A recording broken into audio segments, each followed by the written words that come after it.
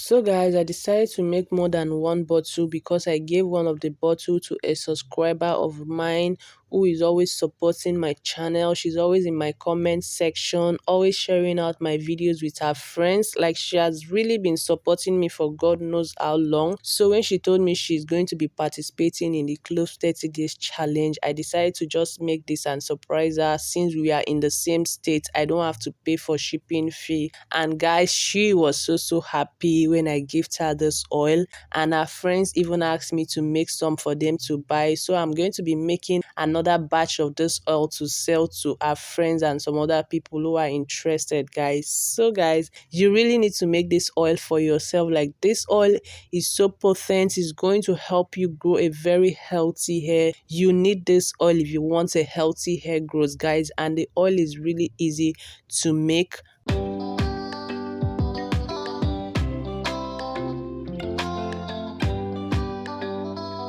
So guys, this is just a quick demo of how I apply the oil directly to my scalp. Like guys, if you're not new to my channel, if you've been watching my videos, let's say 3 months or 4 months back, you will agree with me that my hair has really grown. Like, it's adding in length and it's also very thick. Even my edges are beginning to grow back, all thanks to the natural hair growth remedies that I've been sharing with you guys. My hair is really doing better than it used to be when I was using mainly store-bought products. So I urge you all to take your natural hair remedies very serious. Like, if you're consistent with it, it's going to give you whatever you're looking for in your hair. If you're trying to grow a healthy hair, consider using DIY product. And it's not like you shouldn't use store-bought product, but I use mostly 98% of natural home remedy for my hair growth, and that is why my hair is really flourishing, is doing better than it used to be before.